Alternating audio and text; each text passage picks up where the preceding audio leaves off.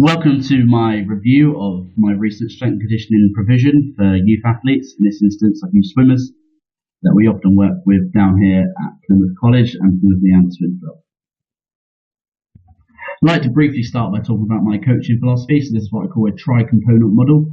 Basically, looking at the three main factors that I like to say influence my coaching. So we're looking at creating an individual and holistic environment. So making sure that we're creating a global athlete.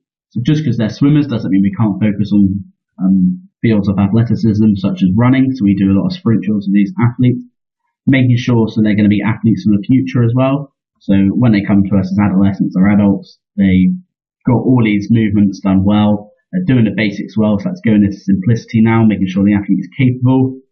Again, also making sure it's straightforward yet engaging. So we could do all these fundamental movement skills, but we actually need to make sure they're fun first and engaging.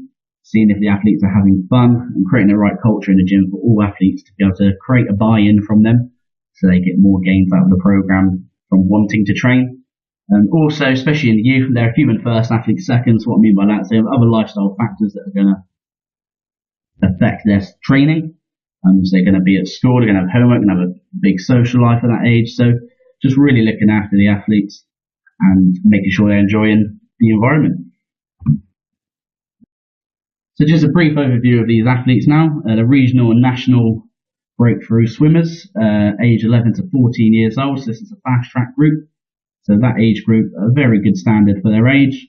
The guys that I'm going to talk about here, so there is a squad of 20 to 25. I've got 5 guys in my group that have good movement quality. So before I had them, we had a 6-week cycle where we were screening and constantly screening every session. Screening never stops, to see who can go in what groups. There's 4 coaches and we split up depending on their movement quality. But one thing that's pertinent here that sticks out is their training hours per week.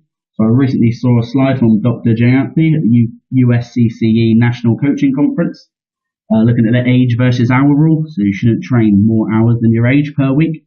So here we could have some athletes who are 11, 12 years old training up to 18 hours. So it's really, really key to look at their recovery and make sure we don't have overtraining syndrome affecting our programming, especially at such a young age. Again, looking at my philosophy, athlete second, human first, they're a child first. So making sure that they're happy and in a safe environment. So I'm going to briefly talk about a performance model for swimming, which is basically an in-depth needs analysis. Recently, Paul Reed has led a paper on the performance model. So we're going to sort of take that approach to talk through what we see. So our goals here for me is to develop fundamental movement skills, and it's not limited to the list below, but looking at that squat, lunge, hinge, push and pull, rotation and anti-rotation or bracing. I think that's really key to develop.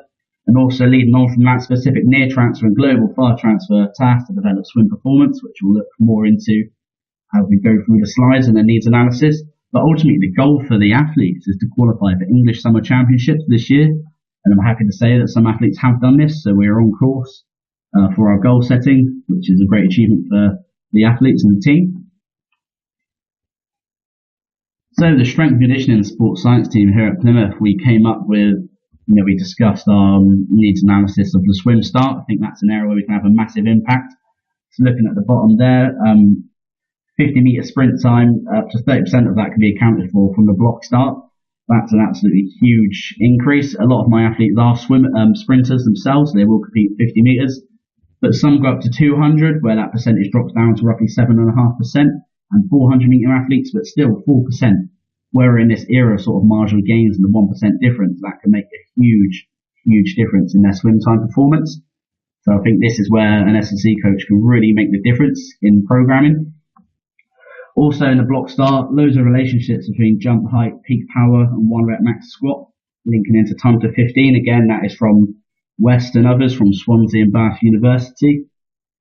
Also relationships between bar velocity of squat jumps and time to 5 meters and 10 meters. That's from Garcia and Ramos, primarily out of the University of Granada. So a lot of relationships between these mechanical factors and physical determinants and how they actually link in with the swim start. So it's very important to develop those fundamental movements, particularly in squatting and jumping, as we will see in my program later. So looking at screening and testing now, what we can see here and what we've used previously in the year is a massive focus on screening and particularly movements. So what we've used over the year is the overhead squat and the landing error scoring system. So my example athletes here, as I said, I have a good movement group. So all we can highlight here is arms falling forwards on the overhead squat. So generally a very good score. Great movement here. And also what we produce, this is more sort of pertinent for the athletes who don't have as good movement skills, is a sort of corrective exercise continuum. What they can do in their pre-pull or in their warm-ups or at home, just to sort of correct those imbalances that they may have from what we found in the overhead squat and the less. So that's something that we've tried to push. They have a bit more of a integrated warm-up, mainly before their swim sessions, so they're actually proper activating and properly mobile in those joints where they may be weak. So that's something that's really come across. In terms of performance testing, we have used the horizontal standing jump.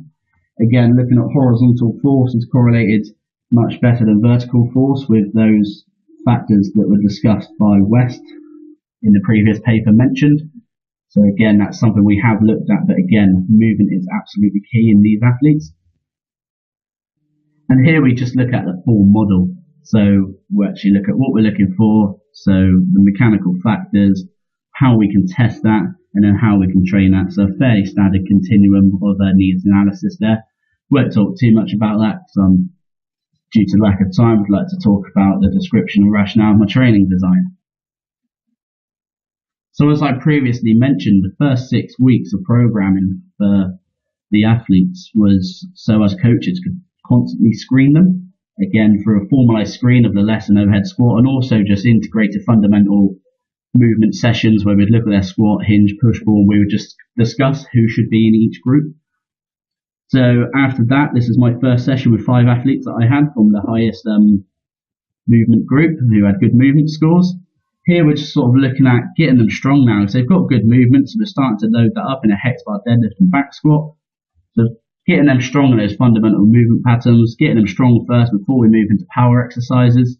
You also see we have some unilateral dominance throughout the program, and also not neglecting sort of locomotion and sort of floor-based movement patterns, looking at triplanar loading, and just those complex movement patterns. Again, it keeps it enjoyable for the kids, and it's a very important aspect of my training.